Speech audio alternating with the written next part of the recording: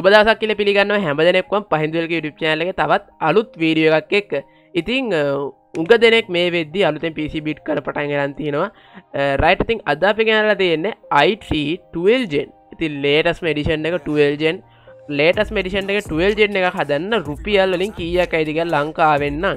ඉතින් පේනවනේ ගාන ඉතින් අද අපේ බජට් එක තමයි 1,13,000කට i3 12 gen build එක හදන්න. ඉතින් මේ වීඩියෝ බලන්න කලින් මුලින්ම මතක් කරන්න. ඉතින් ඔයාලට මේ වගේ PC build වල quotations PC build බලා ගන්න ආස කෙනෙක් ඉන්න අපේ YouTube channel එක දෙන්න subscribe කරලා තියාගන්න මතක් කරන්න එපා. ඉතින් එහෙනම් බලමු අද අරන් තියෙන බඩු ටික මොනවද කියලා. right ඉතින් අපිට මේකට මුලින්ම ඔන්න i3 12 gen processor එක. ඉතින් මෙතනදි මට හම්බුනේ graphic card එකක් නැති නැත්නම් on board graphic එන්නේ නැති CPU එක නෙලා F processor එක තමයි හම්බුනේ. ඒකට ප්‍රධාන හේතුව තමයි තාම ගෙනල්ලා නැහැ කිව්වා i3 12 gen 1100 සාමාන්‍ය CPU එක graphic තියෙන එක graphic තියෙන CPU එක ගෙනාව රුපියල් 36000ක් විතර වෙයි කියලා තමයි කිව්වේ. ඉතින් on board graphic නැති CPU එක ගෙනාව රුපියල් 27000 මේ වෙද්දි. ඉතින් අපි මේ ප්‍රාස් බලන්න නැනෝටෙක් එකකින්. ඉතින් මේක වෙන රුපියල් 27000ක් වෙනවා.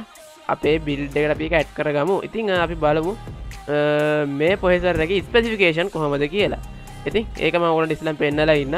ඉතින් ඔයගොල්ලන් මෙතනදී මේකේ පේනවා ඉතින් 3 years warranty හම්බෙනවා. ඒ වගේම තමයි මේකේ course 4යි performance course එහෙම නැත්නම් P course තියෙනවා 4ක්. efficiency course 0යි.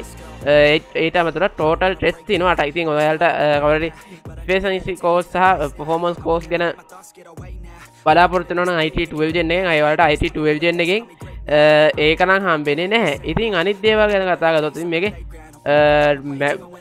CPU performance එක ඇවිල්ලා පේනවා ඇති මොන වගේද ගාන හම්බෙන්නේ කියලා. turbo max frequency එක ඇවිල්ලා 4.3 වලට තියෙනවා.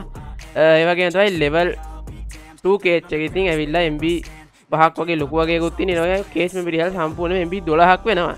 ඉතින් මේ CPU අනිත් දේවල් තමයි ඔයගොල්ලන්ට මේකෙදි RAM එකක් ගහනවා නම් ඉතින් 128GB එකක් RAM update කරන්න පුළුවන්. ඒ වගේම තමයි දැන්ට ලෝකයේ හැල්තේ latest graphic card වෙන RTX 3090 graphic card එකත් ඉතින් ප්‍රශ්න නැතුව මේ processor එකත් එක්ක compatibility වෙනවා. ඉතින් මේකේ CPU type එක ගත්තොත් එහෙම මේකේ short type එක හැල්ලා LG short 1700 තමයි එන්නේ. ඉතින් ඔය දේවල් එක්ක අපි මේක ඇඩ් කරගමු රුපියල්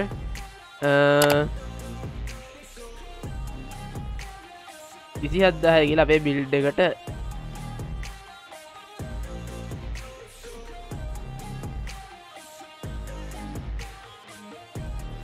ඉතින් ඔයාලා මේක ගන්නව නම් නැහැ දෙවිවල නැනෝටෙක් එකෙන් ඔයාලට CPU විතරක් දෙන්නේ නැහැ. ඔයගලන්ට ඊට motherboard එක දෙකම එකට තමයි ගන්න වෙන්නේ. ඉතින් අනිත් දේ තමයි motherboard එක. ඉතින් 12 gen වලින් කවුරුහරි build එකක් කරනවා ලංකාවේ යාට යන්න තියෙන ගණන් අඩුම motherboard දෙකයි තියෙන්නේ. පළවෙනි එක තමයි ඉතින් අපි හැමෝම ගන්න low budget performance නැත්තම් හැමදේම අඩු කරලා cut off කරලා එවන version එක තමයි H16 version එක. ඔයගොල්ලෝ දැන් H81 H61 වලින් ගියාට පස්සේ ඊළාටම H16 motherboard එක එනවා. ඒක DDR4 වලින් එන්නේ. ඉතින් ඔයාලා දන්න මේ වෙද්දිත් 12 gen can DDR5 RAM support කරන model එක. ඉතින් මේකෙදි DDR4 RAM support කරන්නේ මේ H16 එකට. ඉතින් අනිත් version එක තමයි B660M board එක. ඉතින් gigabyte එකෙන් යනවා B660 37000 ගානට. ඉතින් කවුරුහරි i5 12 gen එකක් දාලා build එකක් කරනවා නම් එයාට තියෙන හොඳ choice එක තමයි B660 කියන board එක. මොකද දන්නවද RAM port 4ක් එක්ක හොඳ NVMe port එකක් එනවා මේ motherboard එකේ. ඉතින් අපිට එච්චර facilities ඕනේ නැහැ low budget build එකක් හින්දා අපි මේකට ඇඩ් කරගමු Asus Prime H16 DDR4 motherboard එක. ඉතින් මේකෙත් ඔයාලට 128GB වෙනකන් RAM update කරන්න පුළුවන් ප්‍රශ්නයක් නැතුව. right ඉතින් අපි ඒක ඇඩ් කරගමු රුපියල් 29000යි කියලා අපේ build එකට. ඉතින් එතකොට රුපියල් 56000ක් ගිහින් තියෙනවා අපි තෝරගත්ත දේවල් වලට. ඉතින් ඊළඟ දේ තමයි RAM එක. ඉතින් මෙතන තියෙනවා RAM ಜಾති ගොඩාරියක් වලට පේනවා ඇති. සාමාන්‍යයෙන් රුපියල් 15000ට අඩුවෙන් තියෙන 8GB RAM. ඉතින් ඔයකට හොඳයිනේ කියලා ඉතින් මම නම් මෙතනින් කැමති වැඩි RGB මුකුවක් නැති සාමාන්‍ය normal RAM වලට. ඉතින් එතනින් මගේ option එක විදිහට මම තෝරගන්නේ Corsair Vengeance LPX 8GB DDR4 3200 MHz තියෙන මෙන්න මේ RAM එක. මේකදී රුපියල් 11000යි වෙන්නේ. ගාන ගැන හිතලා තමයි අපි මේක ඇඩ් කරගන්නේ. සාමාන්‍ය ඒක තමයි Corsair කියන්නේ ගොඩක් හොඳ durability එකක් තියෙන brand එකක්. right ඉතින් මම මේක මේ විදිහට ඇඩ් කරගන්න රුපියල් 67000ක් වෙනවා මේ වෙද්දි. ඉතින් ඊළඟ දේ තමයි ග්‍රැෆික් කාඩ් එක. මොකද අපි තෝරගත්තේ කිසිම ඔන් බෝඩ් ග්‍රැෆික් නැති ප්‍රොසෙසර් එකක් ගන්න.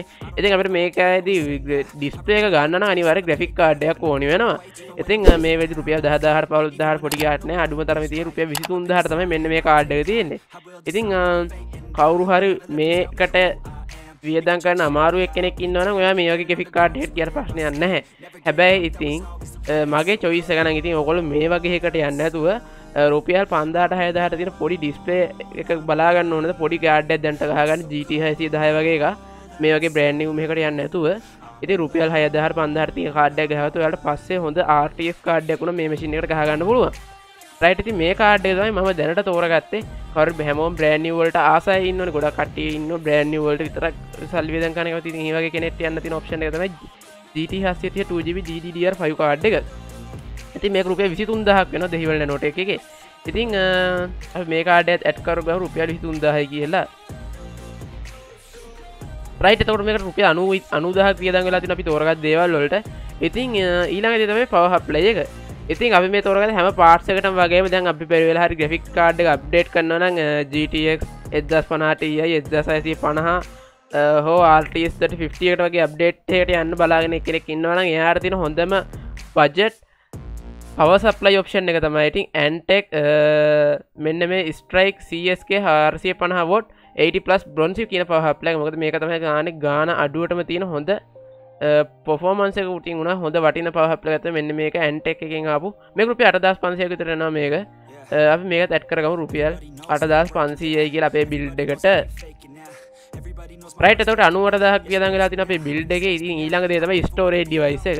ඉතින් මම මෙතනදී SSD එකක් තෝරගන්නේ නැහැ. මොකද අපිට basically SSD එකක් ගත්තොත් වෙන්නේ boot වෙන option එක speed up වෙනවා වගේම ටිකක් අඩු ඉලකඩක් තමයි තියෙන අපි storage එක ගබඩා කරලා තියාගන්න. ඉතින් මම නම් ඉතින් basically ඔයගොල්ලන් recommended කරන්නේ SSD එකක් එකපාරට දාන්න නැතුව පුළුවන් hard drive එකක් දාලා පස්සේ SSD එකට update වෙන එක.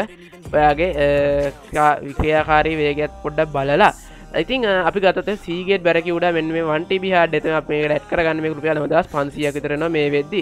රයිට් ඉතින් මම මේක ඇඩ් කරගන්න රුපියල් 9500යි කියලා අපේ බිල්ඩ් එකට. රයිට් ඉතින් එතකොට 1,80,000ක් වියදම් වෙලා තියෙනවා අපි මේ තෝරගත්ත බඩු වලට. ඉතින් ඊළඟ දේ තමයි කේසින් එක. ඉතින් මම මෙතන කේසින් එකට ලොකු ඉඩකඩක් දෙන්නේ නැහැ.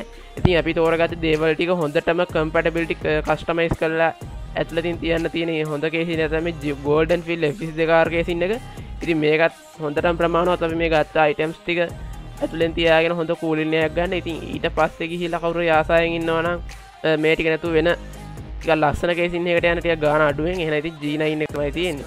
ඉතින් ඔය තමයි අපේ තියෙන low budget option දෙක. ඉතින් අපි බලමු G9 එක රුපියල් 5000ක් වෙනවා අපි G9 එක ඇඩ් කරගමු අපේ build එකට. G9 එක අපි ඇඩ් කරගමු මේ විදිහට. රයිට් ඉතින් 1,13,000ක් වියදම් වෙලා තියෙන මේ වෙද්දී අපි තෝරගත්ත දේවල් වලට ඉතින් i3 12 gen එකක් කවුරු හරි ලංකාවේ හදන්න ඉන්න ඕන i3 12 gen එක. ඉතින් ඔයාලට 1,13,000ට අඩුවෙන් එනතන ලක්ෂයකට අඩුවෙන් ඔයාලට i3 12 gen එක ලංකාවෙන් brand new හදා ගන්න පුළුවන්. ඉතින් මේ කියන කම්පනස් එක්ක ඉතින් මේ වීඩියෝ ගැන මොනවද හිතන්නේ ඔයගොල්ලන්ගේ අදහස් කමෙන්ට් පහලින් දාගන්න අපිට කියන්න එපා. ඉතින් මේ වගේ බිල්ඩ් වල quotations බලා ගන්න අපේ channel එක දිගටම subscribe කරලා එකතු වෙලා ඉන්න අමතක කරන්න එපා. එහෙනම් ඉතින් හැමෝම තවත් අලුත් වීඩියෝ එකකින් එතකොට ඔයගොල්ලන්ට සුබ දවසක්.